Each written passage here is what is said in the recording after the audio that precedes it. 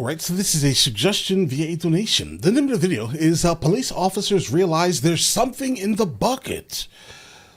Alright. Picked up the towel and dropped it because I don't know what the f is in there. Look great, there's a bucket with hard. Victim's mother. Notice his bucket. This is the moment cops realized there was a head in the bucket at the crime scene. But little did they know, the entire case would only get more and more horrifying. On the 23rd of February, 2023, police visited the apartment of a suspected killer, Taylor Schabusiness. This is where they would... Schabusiness? I don't believe it. That's not her name, bro. That's not her name. That has to be... Is that an actual surname? Let me know in the comments if you guys think that's a real name. Visited the apartment of a suspected killer, Taylor Schabusiness. Schabusiness. This is where they would quickly find out that she's not only insane, but a complete psychopath. Right. Hey, is this blood? Does this look like blood to you? Or am I just tripping? Could possibly be blood. Hey, who did that? Hi, Taylor. How's it going? Officer Russell with the Green Bay Police Department. Taylor, you have one more for your just put your FBI back with. You got it. The cops were searching Taylor's property on a warrant and discovered bloody footprints next to her car and blood literally on her hands. But upon searching her apartment, they found the very thing they had been called to find in the first place: a human head in a bucket, first discovered by the victim's own mother. The police wasted no time in getting her into custody, where one of the most chilling interrogations of all time would begin. I hate this fucking outfit. Well, a few hours ago, police were dispatched to an address on Stony Brook that parents house Shad Tyrion. Do you know Shad? I know how you know Shad. He's my ex. He's your ex-boyfriend? Yeah. Well, they found a kind of disturbing stuff at the house there. Oh, really? Yeah. Yeah. A lot of blood. Yeah. Basically Shad's head. That's fucked up. Yeah, it's pretty fucked up. It's immediately obvious how stone-faced and cold Taylor is being. She's showing absolutely no emotion about anything, including the goriest details of the case. Only managing to mutter, "That's fucked up," in regards to the head. Often psychopaths like to talk up their own crimes as it gives them a sense of self-gratification, but we haven't even begun to see exactly how insane she is. Where's the rest of his body? It's there, inside the house. It is in the house? It's inside his house. Okay. Can you tell me what happened? It's a good question, because I blacked out during that time. You two being intimate, having sex? It was getting there. Just getting there, okay. Okay. So will this be considered play? Yeah. Yeah. You guys done something like this in the past? Not like that. Do you use manual strangulation very at all? A manual strangulation? Yes. Taylor claims that she and Shad were being intimate that night and she'd used a dog chain to choke him. But apparently this wasn't unusual for them. But that evening, she just didn't stop until he was almost dead. She also mentions that she'd been smoking that night, something that definitely could have contributed to the horrifying events that followed. Where's your body? The body's there. So we're gonna take the head somewhere? I like that. I like the head. So you dismembered the body too? Yeah. Well, what did you do with the body?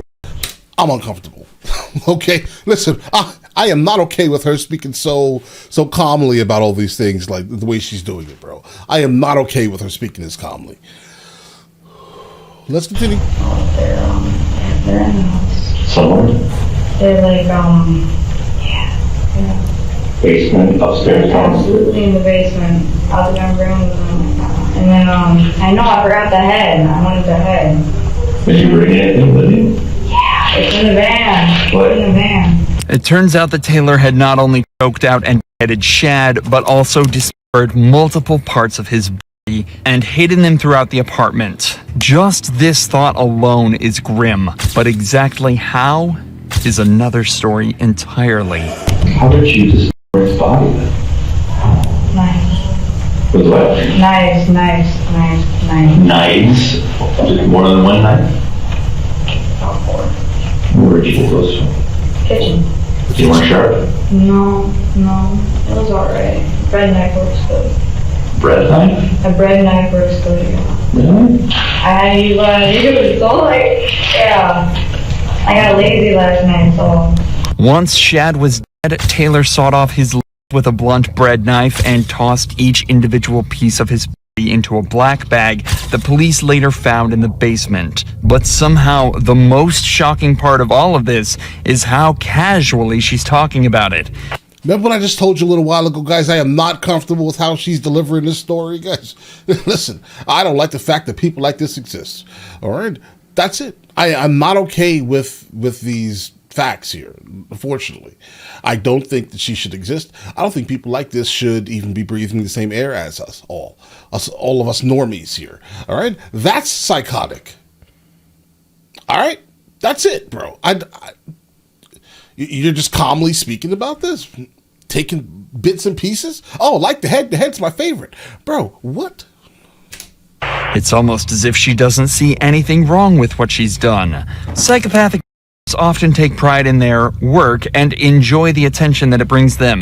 Ted Bundy, for example, was constantly delighted to speak to the press for likely the same reason Taylor is laughing about what she did.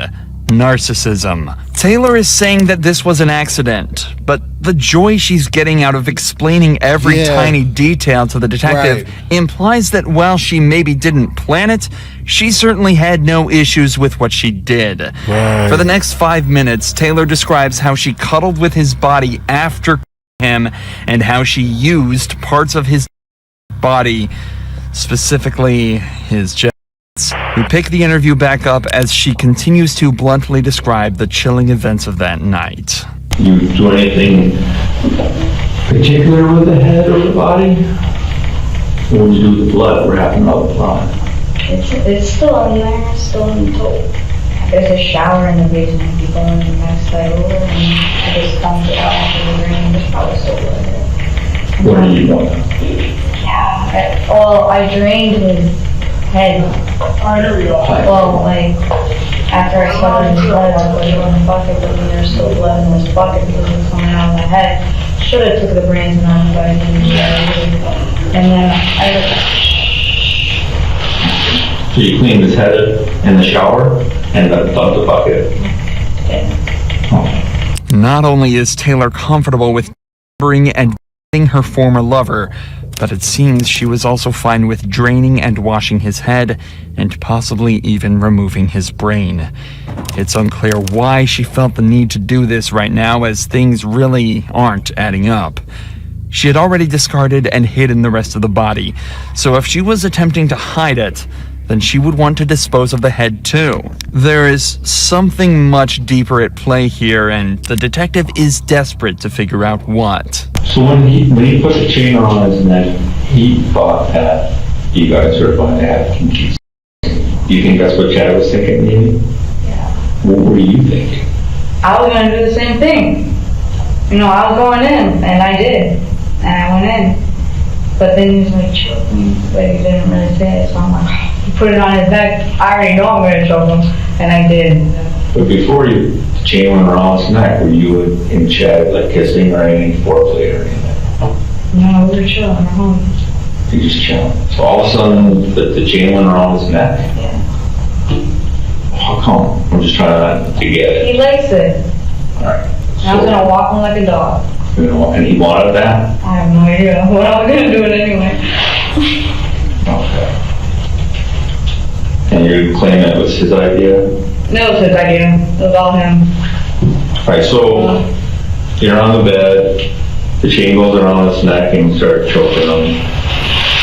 And you just realize that he was gonna die or what? I'm just like, shit. I think I went a little too far, because I was blacking out while I was doing it, right? And then like, fuck. And then like, I look at him, I'm like, shit, he's already crippled. I'm like, fuck. I'm like, I don't know if he's fucking, is he good? Is he good? But then like, when I woke up, like, you know, during the blackout moment, I'm like, shit. I didn't mean for all this to happen. And I'm like, I fucked up. I know I fucked up. I'm like, shit. Yeah, I'm sorry. That's what happened. This is the closest Taylor has come to remorse in the entire interrogation, but it's so heavily undermined by everything else she said, it's impossible to believe she's being genuine. It doesn't, bro. It doesn't even matter. It doesn't even matter. It doesn't. This is the craziest story I've ever heard in my entire life, bro. Like, if you guys would have been like, haha, this is a joke, creepypasta, right? I'd have been like, oh, okay, yeah, it makes all the sense in the world. Bro, this is real. This is really happening. This person is sitting here telling this story. This really happened. There was definitely something in the bucket. All right? Absolutely. She's telling this story. She means it. This happened. I'm uncomfortable. It's likely that she's only saying this because she knows that showing some remorse could help her defense and get her a lighter sentence. In fact, I mean, if she was intelligent, she would have spoken in the first place. If she was actually intelligent, I'm just going to be honest here. So no, I don't think that she's doing this for any type of remorse. I don't think she thought that deeply. None of these things. If she was intelligent, she wouldn't have even said a single word, because, bro, she's gone. This is over with. We're done here now. Basically, we're done here now. There's no way she can come back from this. Throughout the entire interrogation, it seems as though she's been attempting to do this very thing. Taylor's story is that she got home with Shad and almost immediately grabs the chain and started f***ing him. Then she suddenly blacked out, saw him dead in front of her, and despite not wanting him to be dead, didn't call an ambulance and instead remembered him, played with his body, and then laughed about it with police. These don't sound like the actions of an innocent person, and the detectives don't think so either. The case was brought to trial almost immediately, where Taylor would continue to show just how insane she really is. Take a look at her demeanor as Shad's best friend testified in front of court. When I got there, we were just chilling, chopping it up, like how we always do. And basically, I was like, Taylor was asking like, do you wanna hang out with Shad? She was asking me like for consent to hang out with Shad, to bring him over, and I was like, yeah, that's fine, that's cool. This behavior continued for the entire trial so far, as she smiled, smirked, and laughed her way through the whole thing. But it seems that this didn't give the jury a great impression of her, as she found out when the verdict was cast. Okay. First verdict reads as follows. We, the jury, find the defendant, Taylor Denise Schabusiness, guilty of first-degree intentional homicide as... Yeah. Charged in count 1 of the information, dated this date, July 26th, 2023, signed by the foreperson. As of this video's upload, she's awaiting her sentence, but is facing life in prison, or even the sentence. If you enjoy... Yeah, guys, I'm gonna be honest. I'm not even sure she's gonna get that, because based off of basically how everything tends to go in court specifically, she's probably gonna get 10 years. And she's gonna be let off for good behavior in probably 2.5 months, bro. That's how that generally works, right? But listen, this is crazy. All right. I don't believe her name is real. There are a couple of things that are troubling in this video here, guys. I'm just telling you, I don't know how to take any of this. I don't want this to be real. It is real, right? But I don't want people like this to exist, and I'm sorry for saying that, guys. All right? That's it. Listen, you guys all have an absolutely amazing day. I need to go ahead and decompress now, guys, because this is... I'll catch you guys later.